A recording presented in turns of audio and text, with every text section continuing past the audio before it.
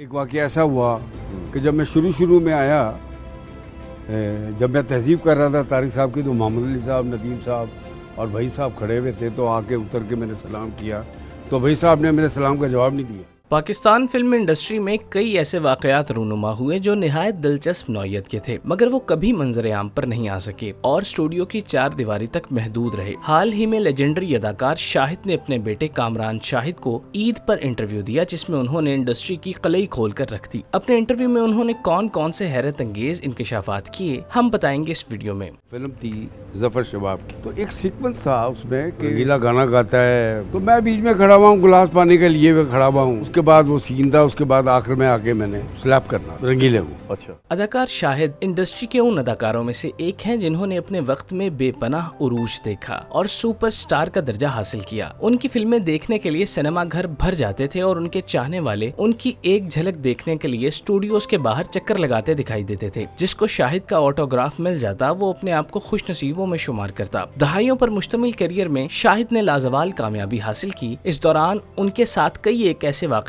हुए जिनके बारे में उन्होंने अपने इंटरव्यू में खुलकर बताया। अपने करियर के उरूज में शाहिद जब इंडस्ट्री के बड़े अदाकार बन गए तो दीगर अदाकारों की तरह वो भी फिल्मों के सीन तब्दील करने के लिए डायरेक्टर्स की रहनुमाई करते, जिस पर आम तौर पर अमल दरामद हो जाता, मगर बाज़ सूरतों में डायरेक्टर ऐसा करने से इनकार कर देता। शाहिद एक फिल्म की शूटिंग में मसरूफ थे कि सीन में अदाकार रंगीला गाना गा रहे थे, जबकि शाहिद हाथ में जूस का गिलास थामे खड़े हैं और उन्होंने गाने के इख्तिताम पर रंगीला को थप्पड़ रसीद करना था। शाहिद को ये सीन अच्छा नहीं लगा। वो इसे तब्दील करने के लिए डायरेक्टर जफर शबाब के पास पहुंचे, जो शबाब किरानवी के सबसे बड़े बेटे थे। शाहिद ने उनसे कहा कि सीन में ये तब्दीली कर लें कि एक वेटर की एंट्री करवाएं जो आकर मेरे कान में कुछ कहे और मैं वो सुनकर रंगीले को गुस्से में थप्पड़ रसीद कर दूं। जफर शबाब ने कहा कि मैं ये तब्दीली क्यों करूं, जिस पर शाहिद ने कहा कि मैं आप पर कोई रोब नहीं डाल रहा, बल्कि आपसे रिक्वेस्ट कर रहा हूं। इस पर जफर शबाब बरहम हुए और उन्होंने दो टोक अल्फाज में शाहिद से कहा कि इस सीन में कोई तब्दीली नहीं होगी, ये ऐसे ही होगा जैसे मैं चाहता हूँ। जिस पर शाहिद गुस्से में आ गए और उन्होंने शूटिंग छोड़कर जाने का फैसला किया। उनके बदलते तेवर देखकर जफर शबाब ने शाहिद को धमकी देकर कहा कि वो देखते हैं कि वो किस तरह यहाँ से जाते हैं। उस लम्हे शाहिद ने भी अपने रंग दिखाए और जफर से कहा कि मैं जा रहा हूँ, कोई रोक सकता है तो रोक ले। उन्होंने गाड़ी निकाली और अपने घर जाकर सो गए। जफर शबाब से कहा, मैंने कहा भाई बात सुने, एंटर कराएं बैरे को, बैरा मेरे कान में आके एक बात करे, मैं रिक्वेस्ट कर रहा हूँ कोई। आपने कहा जी ऐसा तो नहीं हो सकता। मैंने कहा भाई ऐसा हो सकता है, कैसे हो सकता है, वो आप तो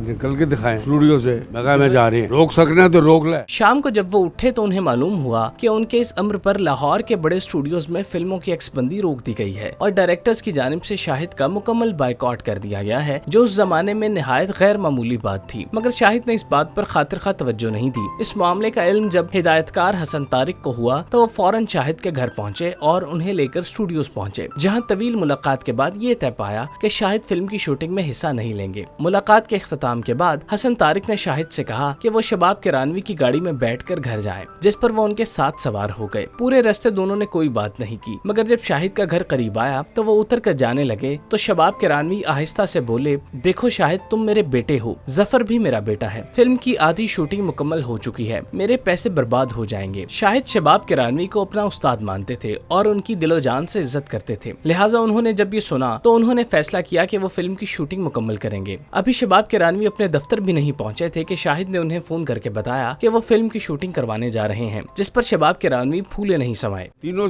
चारों स्टूडियो बंद। मैंने कहा हेल विद इट। अच्छा, बाइकआउट हो तो बाइकआउट सही। खैर जो भी कुछ हुआ वहाँ फैसला हुआ शायद फिल्म में काम नहीं करे। तो मैं जब जाने लगा तो शबाब साहब की आवाज है, जफर शबाब भी बेटा है, तुम भी बेटे हो, आधी फिल्म बन चुकी है, बड़ा नुकसान हो। शाहिद जब स्टूडियो पहुंचे तो उन्होंने देखा कि अदाकार औरंगजेब सूट और टाई लगाए शूट के लिए मौजूद हैं। ये देखकर शाहिद बेख्तियार हंसे और उन्होंने मज़ाहिया अंदाज में औरंगजेब से कहा, ओए औरंगू, तेरी हिम्मत कैसे हुई मेरी फिल्म में काम करने की? तुझे पता नहीं कि मैं ये छोड़कर चला गया था? जिस पर उन्होंने जवाब दिया कि मुझे नहीं पता था कि ये आपकी छोड़ी हुई फिल्म है। और फिर इस तरह शाहिद ने फिल्म की शूटिंग मुकम्मल की। फिल्म इंडस्ट्री में हमेशा जूनियर्स और सीनियर्स के दरमियान प्रोजेक्ट्स की वजह से चपकलश रही है, जिसका सामना शाहिद ने भी किया। वो रानी बेगम के हमराह फिल्म दो हथकड़ी की शूटिंग में मसरूफ थे कि उन्हें सरवर भट्टी ने बताया कि उन्होंने अदाकार यूसुफ खान को कट करके शाहिद को फिल्म में कास्ट किया है, तो वो फिल्म में मेन रोल करेंगे, जिस पर शाहिद ने कहा कि मैं ऐसा नहीं कर सकता, यूसुफ खान के साथ मेरे बहुत अच्छे ताल्लुकात हैं, वो मेरे सीनियर हैं, लिहाजा मैं पहले उनसे इजाजत लूंगा और अगर उन्होंने इजाजत दी तो फिर मैं काम करूंगा। ये कहकर उन्होंने अपने मैनेजर से कहा कि जाओ यूसुफ खान साहब को देख कर आओ और उनसे कहो कि शाहिद ने जरूरी बात करनी है। अभी उनका मैनेजर निकला ही था कि दूसरी तरफ यूसुफ खान आ पहुंचे, जिन्हें देखकर शाहिद और दीगर एहतरामन खड़े हो गए और उनसे सलाम किया, मगर उन्होंने सलाम का जवाब देना भी गवारा नहीं किया और इंतहाई गुस्से और धमकी आमेज लहजे में बोले कि जो कोई मेरी फिल्म में काम करेगा मैं उसके साथ ऐसा करूंगा, जिस पर शाहिद को अपनी जिल्लत महसूस हुई और उन्होंने मौके पर चौका मारते हुए अपने मैनेजर से कहा कि सरवर भट्टी से कह दें कि कल पूरे 7 बजे फिल्म की शूटिंग होगी और 7 से 1 मिनट भी लेट नहीं होगा। और फिर अगले दिन शाहिद ने फिल्म की शूटिंग करवाई।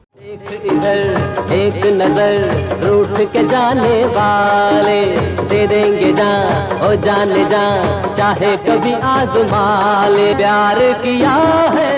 मुनव्वर ज़रीफ के साथ शाहिद की बेपनाह दोस्ती थी। दोनों सगे भाइयों से बढ़कर एक दूसरे से प्यार करते थे और एक दूसरे को अदाकारी के गुर सिखाते थे। जब कभी फिल्म में शाहिद और मुनव्वर ज़रीफ एक साथ कास्ट होते तो मुनव्वर उन्हें बाकायदगी से बताते कि जब मैं ये बात करूं तो तुम आगे से ये जवाब देना। शाहिद मुनव्वर ज़रीफ के लिए दिल में इस कदर मोहब्बत और इज्जत के जज्बात रखते थे कि दोनों फिल्म सिंदबाद की शूटिंग में मसरूफ थे, जिसमें शाहिद सिंदबाद का मरकजी किरदार अदा कर रहे थे और फिल्म की शूटिंग समंदर में खड़े जहाज पर हो रही थी। इस मौके पर न जाने मुनव्वर ज़रीफ को क्या ख्याल आया और उन्होंने शाहिद से कहा कि मैं तुम्हें उस वक्त असली सिंदबाद मानूंगा जब तुम मुझे समंदर में छलांग लगाकर दिखाओगे। जिस पर पहले तो शाहिद ने शशोपंच का मुजाहरा किया, मगर जब मुनव्वर ज़रीफ ने उन्हें बाकायदा जिच करना शुरू कर दिया तो उन्होंने बिना सोचे समझे समंदर में छलांग लगा दी। हालांकि वो तैराकी से भी नावाकिफ थे। ये मंजर देखकर मुनव्वर ज़रीफ के औसान खता हो गए और वो जोर जोर से बचाओ बचाओ चिल्लाने लगे, जिस पर फौरी तौर पर शाहिद को समंदर से जहाज पर पहुंचा दिया गया। अगर उन्हें पर वक्त इमदाद न मिलती तो वो डूब जाते।